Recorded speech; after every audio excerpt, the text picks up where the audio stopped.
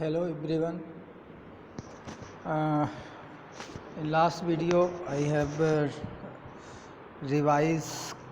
I have done quick revision about second unit. Now we will continue to it. Just we will start Kleene theorem today. After that I will try to complete this unit as a quick revision. In Kleene's theorem, first statement is if R be a regular expression, then there exists an FA with null move which recognize language. So what is meaning of this statement is that there will be a equivalent null move NFA for every regular expression. Means we can get an FA which will include null moves for a given regular expression. In second one, if FA recognize the regular language L, then there exists regular expression which describe L. So it is just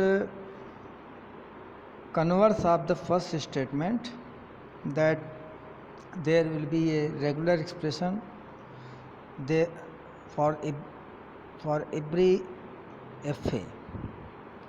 But what is the difference between these two? In first one it is an FA with null move, and here FA instead of an FA with null move, and FA by default considered as DFA.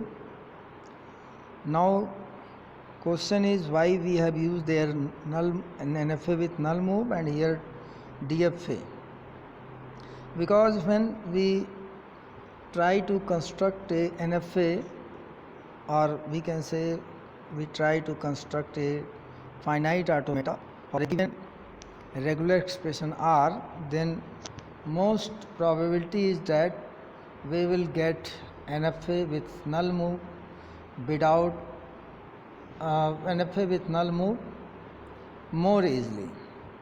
And we know that any NFA, from any NFA we can remove null move, and then resultant NFA can be converted into DFA. So for convenient basis we have used their NFA, and in second one we have used DFA because ultimate version of finite automata is DFA, because we have to convert NFA without null move NFA, and then we have to convert it into DFA. So another theorem for as a Kleene theorem is that the class of regular sets over sigma is the smallest class R containing small a for every A and closed under union, concatenation and closure. This theorem actually about characteristic of regular expression that we have discussed already in starting. Actually we know that every input alphabet set is treated as regular expression, that is the smallest one regular expression for a given input alphabet set, and by using operators, binary operators like union, concatenation and unary operator like closure, we can get more complex regular expression. So this is about that rule. Kleene theorem, in other words, every regular expression can be recognized by a transition system, that is for every string W belongs to R, there exists a path from the initial state to a final state. This Kleene theorem actually for validation of a string means, or we can say validation of regular expression, so that every string that is constituents of regular expression will be valid, and when we will check its validation, then from starting initial state final state will be reachable. Next, there is some numericals that we have already discussed. You can use previous video regarding to this unit to solve it. Regular expression to finite automata. How to convert a regular expression into finite automata? First one, simplest regular expression, these two, r is equal to null and r is equal to phi, that is smallest one, that, or we can say special one. So, and we have already discussed this one. For single character like that, for union operated two regular expression will be like this. So sorry, this is first regular expression and this is second regular expression, and G is first regular expression and H is second regular expression, and these can be operated using union operator and will result in this form. And for this one closure operation, G is a regular expression and G has strict representation like that. And this is for concatenation. Here is G, here is H, and they are concatenated with concatenation operation, and the equivalent or equivalent transition diagram like this. For example, we have to get finite automata for this regular expression. What actually have done, just write given regular expression between two states, one is initial and other one is final state, and it is clear that there are three sub regular expression and these are concatenated to each other, so we can separate like that. And again, when we will solve closure operation on 0 plus 1 asterisk, then we will get this one, and 0 0 plus 1 this, 0 plus 1 this, 0 0 plus 1 1 will be have used union operation, so after solving looks like that. So we can solve these things this way, and finally it will be reduced to this form after removing null move, and we can convert it into DFA, and if we need to reduce, we can reduce it also. Second example is this one. I have already discussed these things in corresponding unit videos, so refer that one for explanation. Now, one of the important thing is how null move we can remove. Null move removal actually is very necessary part of when we are going to convert any NDFA to DFA. Here, if we want to remove this null move, then we have to check from where it is starting and from where it is going, because on the basis of these two things, other thing will be decided. Where this null move is going, actually from that state we have to check outgoing edges, and after inspecting we are getting that these are two edges, which is outgoing edges from Q1, because we need to duplicate from where that null move is starting, which is we are eliminating. So these two edges will be duplicated from here, and destiny will be same, that is actual destiny for these two edges. We are seeing that actual destiny for one label edge is Q1 itself, and for null move it is Q2. So in duplication we will make two edges from Q0 with label 1, it will go to Q1 because original one is going to Q1 itself, so we have to retain destiny. And for this null move we have to duplicate from Q0 and reach to Q2. Now you can say that there is two null move before removal, and also we have two null move. So don't worry, this will happen according to structure of transition diagram. But if we are remove this null move, then again we have to follow same steps.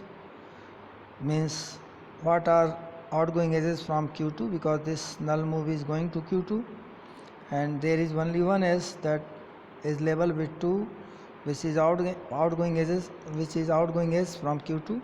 So we have to duplicate it from Q0 with label 2 and reach to Q2. So in next diagram we can say it easily, that is this null move actually have been removed, but you can interpret that this null is replaced by 2, but not actually it like that. Actually this null move have been removed, and in place of this null move we have add this duplication of edges with label 2, that is happening here, and there is no other edges, so no duplication is needed. Now remaining this null move we can also remove using same steps, but one more thing is important, that if when we are removing this null move from null move, then we have to check one more thing, that if from where it is starting is initial state, then we will make destiny state as initial state, which means Q1 will be initial state.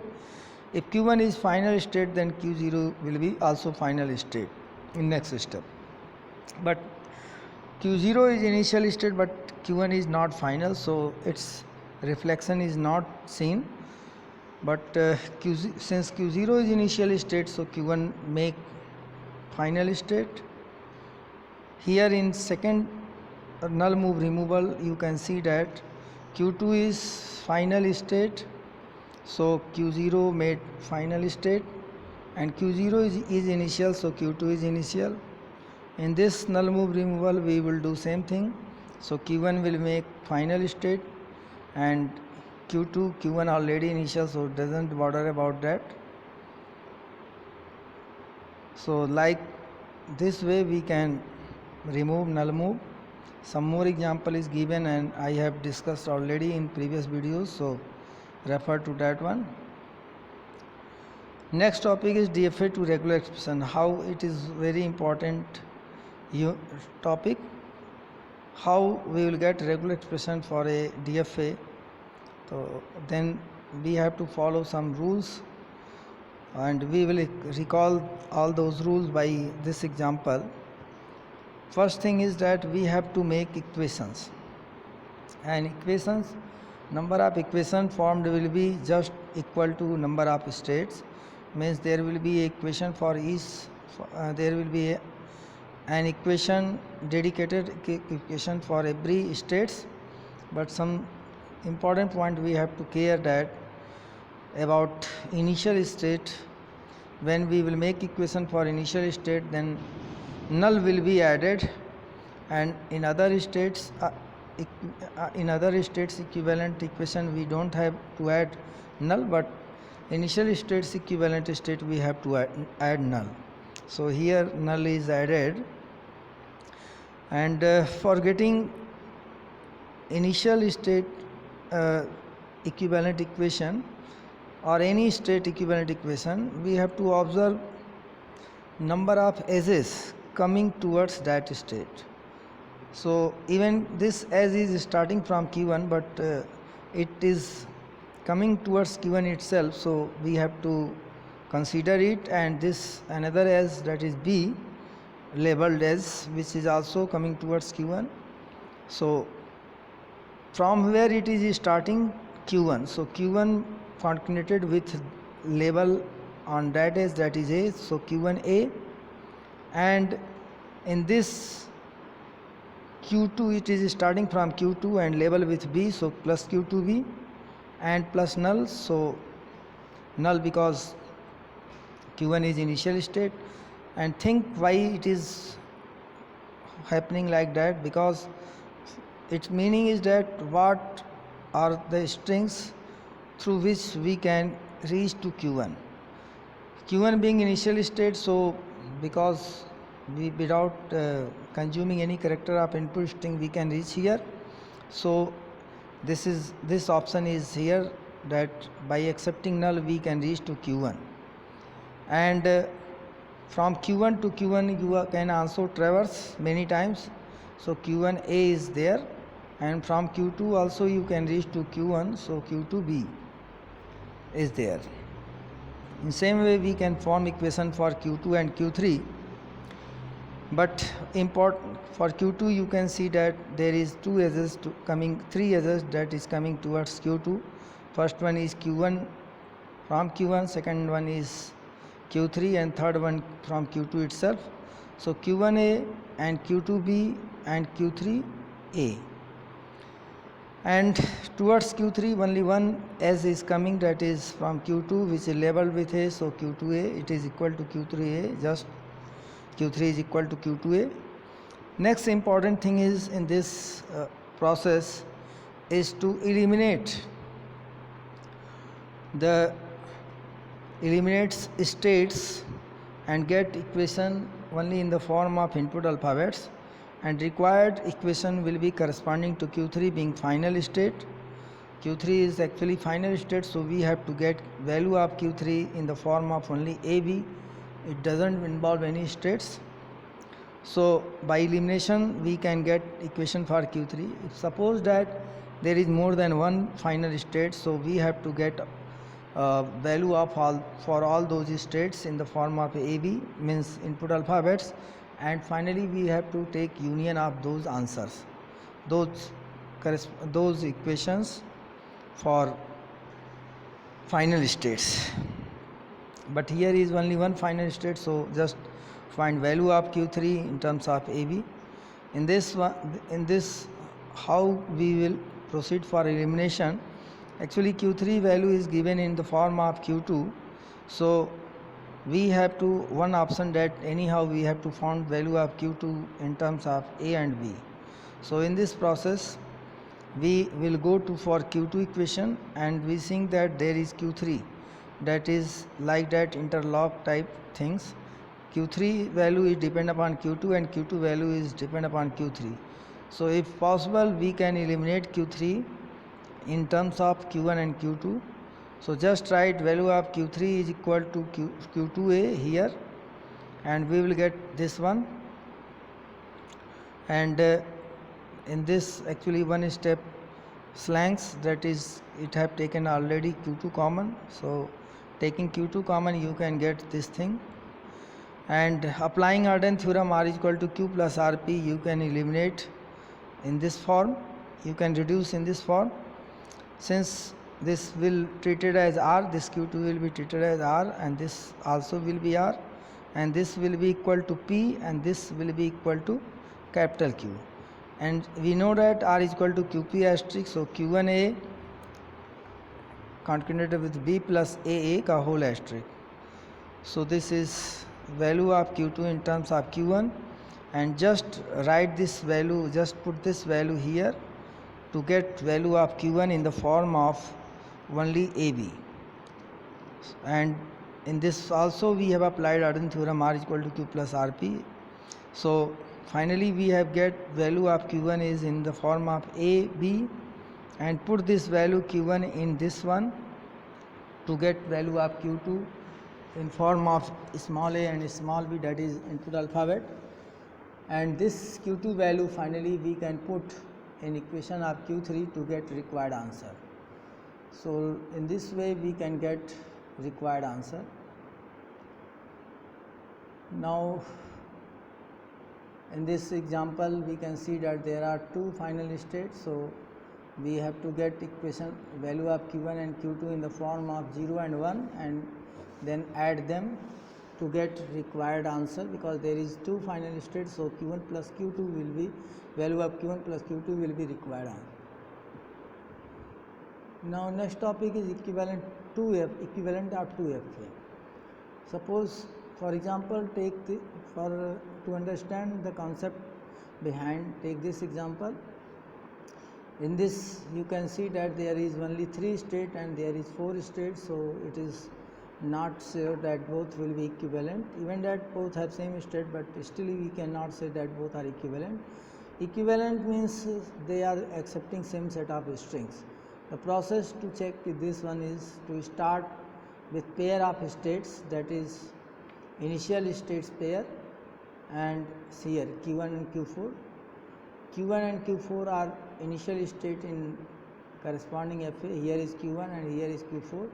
So first entry in the table will, every entry in the table will be in the form of pair of states.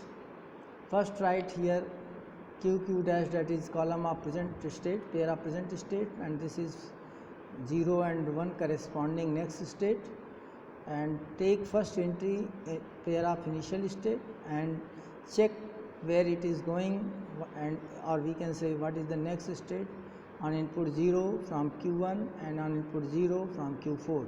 You will get, after checking above diagram, Q1 Q4, and in same way here as input 1 you can check that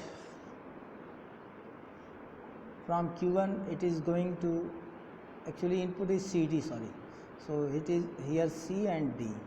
So on C input you can see that in first diagram it is going from Q1 to Q1, and from Q4 also it is going to Q4.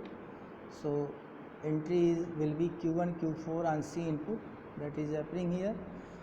You can make first entry in this way, and what will be next entry here, just check which one is the new pair. So we can easily say that this is new pair and this is already here.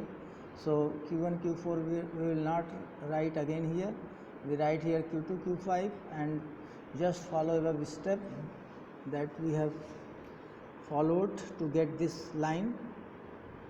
And whenever you will get, one important thing is that we have to, in every entry we have to check that both part of the pair is either non-final or final, means both parts should be either final states or non-final state. If it is like that, one of the part is final and another part is initial, then just stop the process. Even if we get here, it means at the first entry, while we are entering first entry, then also we will stop and declare both finite automata are not equivalent. But till then, when we are getting either both are final or both are non-final, we will proceed, and ultimately we have to stop when we have no new pair, so and declare that both are equivalent. So in this way we can check out that given two given FAs are equivalent or not. In this example also you can check that above example for equivalence means both are equivalent, but this one is not equivalent, and here process have been aborted because Q1 is final and Q6 is non-final, so we have aborted. But in these three entry is not like that. Q1 is final, Q4 is final, Q2 is non-final, Q5 is non-final, Q3 is non-final, Q7 is non-final. So we have to proceed to this step until we are not getting heterogeneous types of entry, means one is final and another is non-final. So we have to follow this. Now another topic is equivalence of two regular expression. How we can check that two given regular expression are equivalent? So there are so many methods by which we can check. First one is just use identities and algebraic laws to equivalent them by solving algebraic method, means both whenever we will use these two things, we can get both are equivalent, means both will be equal directly by seeing. So and another method is to get finite automata for both regular expression and follow previous equivalence method. So there are two different important methods by which we can get. Next topic is pumping lemma for regular sets. You know that I have discussed this very find way about pumping lemma, that pumping lemma actually is negative theorem, and it states that any language, any given language is not regular. Means by using this theorem we can prove that given language is not regular. And in this step, why this particular lemma or theorem came into existence, because there is one situation when number of states is equal or less than length of the string, then this situation will come, and if we will apply this method, we can prove that given language is not regular. In this method, to apply this theorem, we need to first that we have to assume that the given language is regular and its equivalent finite automata have small n number of states, and we have to suppose, or we have to take a string arbitrarily that length is equal to or greater than number of state, that is small n, and because according to pumping lemma, if w belongs to any string w belongs to given language, then w can be written as substring in the form of substring x, y, z, and y such that y is not equal to null.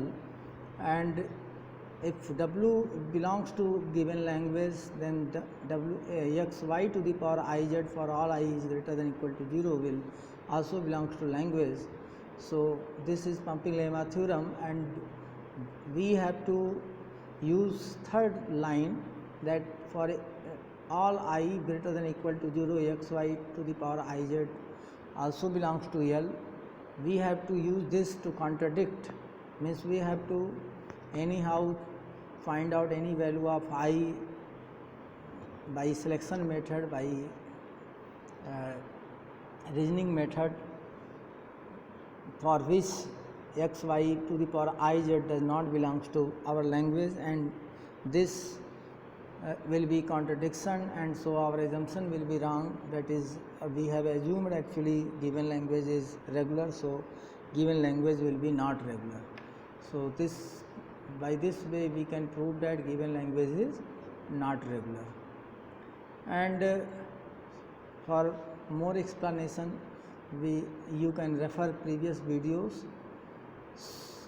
Some questions related to this I have discussed in the videos corresponding to this unit. First one is about on the basis of whole square or perfect square, means number of a in every string belongs to this language will be perfect square, or we can say length of all the string in this language is perfect square. This I have discussed and solved in videos related to this one. And in this question, L is regular, N is not.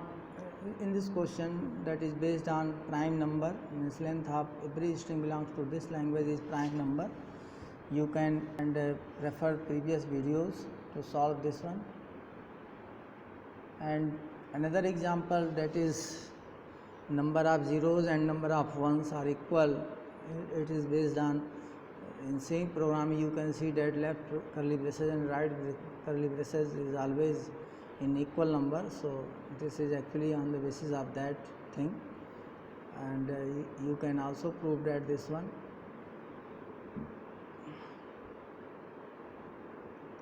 Next and important topic is closure properties. Regular language family is closed under union, coordination, closure, transpose, intersection, contrast, complementation. Transpose means reversal, it is written here, but and also difference operation, homomorphism, inverse homomorphism. So it is very important in point of view objective question, so you have to remember this one. And closure property के after that there is important one, decision property. In university exam question, multiple choice question also may be asked on this one, like that how many outcomes will be in or how many answers will be in decision properties. So there will be every time two answer, yes or no. If someone asks to you that you will go to Gorakhpur or not, then you can say yes or no.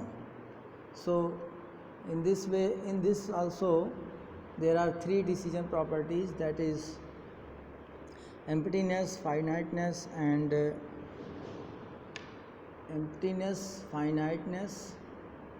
and one more is that membership. Membership means any particular string belongs to your language or not. If someone asks this question, then there will be two possible answers, that is yes or no, whether it will belongs to our language or not. In finiteness question will be your language is finite or not. The answer, possible answer will be yes or no. If language will be finite, the answer is yes, otherwise no. In emptiness also same question, that your language is empty or not, the answer will be yes or no. So objective question can be put up on the basis of this particular topic. And some important things is also here, finite automata with output. There are two finite automata with output, that is Mealy machine and Murray machine. Mealy machine, Murray machine both have 6 tuple definition. Here is no significance of set of final state because it is not recognizing machine, it is just output machine which gives output for a corresponding input. So it don't have need of final set of final states, and instead of that particular tuple f, it will have two more tuple, that is set of output alphabet set, output alphabet and output function. So refer previous video for more explanation, it is also important. And next more thing I will discuss in next videos, but you can do quick revision using this video. One more thing is that optimization and limitation of finite automata I will discuss in next video. Thank you.